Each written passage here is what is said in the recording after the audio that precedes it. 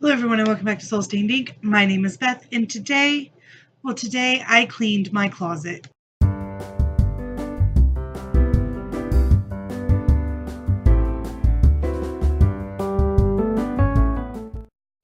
I know, you're sitting there going, you cleaned your closet, why are you making a video?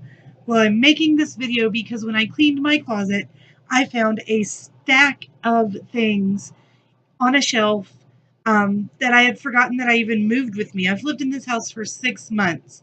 Now, I don't remember if I have shown these off in any other video, and it doesn't really matter because I am so excited that I found them and I can add them to my new writing area that I just couldn't wait to share these finds with you guys. So let's get into everything that I found and why I'm so excited about them. So first, I've got these 3 books, Pop Lollies and Belly Bones, A Celebration of Lost Words, along with Tender Feet and Ladyfingers, A Compendium of Body Language by Susan Kelt Sperling. This book has these kind of early English language words, and what it does is it takes things like this old rhyme. It has the original words in there, and then it also tells you what they mean. So you get the word, the meaning of the word, and it used in context for your enjoyment as well as the ability to use them in your own works. I love this. I use some of the insults in here even in contemporary stuff that I write. I also have Understanding English Grammar and Woe Is I Junior. I used these in a course in college and kept them so that if I ever have an issue with where I should put a comma, because I use them way too often and I love them so much I don't ever take them out, I can go back and check. I also have Children Writers Word Book, the second edition.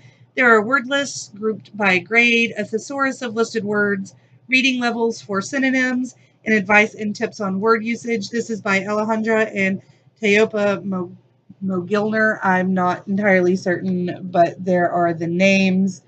I have this for 2 reasons. Number one, I write children's literature. I would like to write more children's lit. My dad bought this for me a couple of years ago to help me with that. And number 2, we knew when we saw the names that I had to have this edition written by these people because when I was younger, I loved Zorro with Antonio Banderas, but the names of the brothers are Joaquin and Alejandro, and I always said I was going to have a son and name him Alejandro, but that has not happened, and it's probably not gonna at this point. I'm 32, and I understand that if I have a son, then whoever I have the child with will probably be my hypothetical husband, and as such, he's probably going to want to have some sort of say in the name. So I have this book, and it was written by someone named Alejandra. I've also had a frog named Alejandro, so, I really like that name. And now you guys know a little bit more information about me, so that's creepy, isn't it? I also found this stack of original manuscripts / notebooks. So I've got Polonius Punk in the Search for an Adventure, which is my first completed children's chapter book. This is the entire rough draft. I'm super excited about that. And I think I'm going to take the notebook I've been writing, the second book in the series, in, and I think I'm going to take those pages and paste them into this so I can continue the story all together. I also have this notebook, which has several kind of short story snippets in it and recipes. It also has notes just on how I'm feeling, letters to my daughter while I was pregnant, things like that, because I started this notebook like the day before I took the pregnancy test and found out that I was expecting Elena.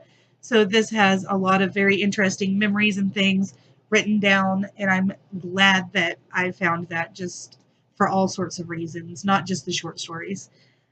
This was started about a month after my daughter was born, and it has a lot of ideas and beginnings to stories for like baby books and children's picture books. It also has the beginnings of my 2012 Nano story that I completely completely forgot I started because I got like 3 days into that story and decided that what I really wanted to do was not write a new story, but complete the third book in the Stone Dragon Saga, which is what I wound up doing. However, that story was probably a bit beyond me at the time, and I think I might be ready to tackle it at some point, maybe at the end of the year. Um, I also have the Sylvester reboot. Sylvester is a story I started about 8 years ago, maybe. I'm not entirely certain. But I decided to go back and retry it. So this is part of the hashtag Hot and Sticky Summer Writing Challenge of 2016. I didn't get super far into it, but I did get a lot more done on it. I always get bogged down in the middle and distracted by other projects because I typically write on 2 or 3 different projects at a time because I'm stupid. But I can't just focus on one unless it really catches me. Sylvester has not really caught me as of yet, but one of these days it will. And then I have books 2, 3, 3 and 4 of the Stone Dragon Saga. Um, all of my original manuscripts. I'm super excited to have those because if something happens on the computer or something happens to the other places I have these saved to, then having the original first draft, I can always go back and rework it. So that makes me happy. Then finally, I have 4 things that have not been used as of yet. This is how we roll just little bag from out of print. I got it in the one and only uppercase box that I have ordered so far, and this is phenomenal. I think I'm going to use it for the gel pens and things that I intend to keep at this desk. That way I'm not jumping up and down trying to find things while I'm writing. I also have this owl sticky note thing. I have used this a little bit, but I never really found a good reason to use it. So I haven't used it religiously or a lot of the things off of it. I think I'm going to leave this in my desk as well. And I can make notes about videos I want to do for Book and AuthorTube, tags I've been tagged in, things of that nature. And then I have 2 empty notebooks. So this one looks like this on the inside. Every page has that kind of tan look to it and has the griffins on there. And I got this at a Scholastic Book Fair. So it's got the little lock and keys for your diary. I'm not sure what I'm going to put in there because I want something worthy of the pages, which sounds weird, but you know, I don't want to start a story and decide that I hate it in a journal that's this gorgeous. Look, it even has this little leather strip to mark the pages that you're on. So I definitely want to find something that is worth that. And then I have this budding artist or aspiring artist coloring journal. So you can color the waves on the front and the back. There are 10 coloring designs and 120 lined pages. So there are some pages that have designs on them to color, like that. And then there are also a few pages that are just colored sheets. So if I get writer's block or something happens, I find myself not able to write, I can't work out a scene, whatever, then I hopefully will be able to do a little coloring on these pages and be inspired to continue with my work. That's the plan anyway.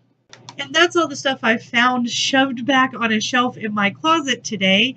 I hope you've enjoyed seeing a little bit of my mess and going through this with me.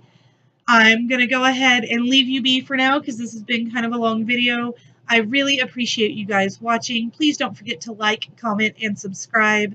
Until next time, I hope you read something good and write something better. Bye.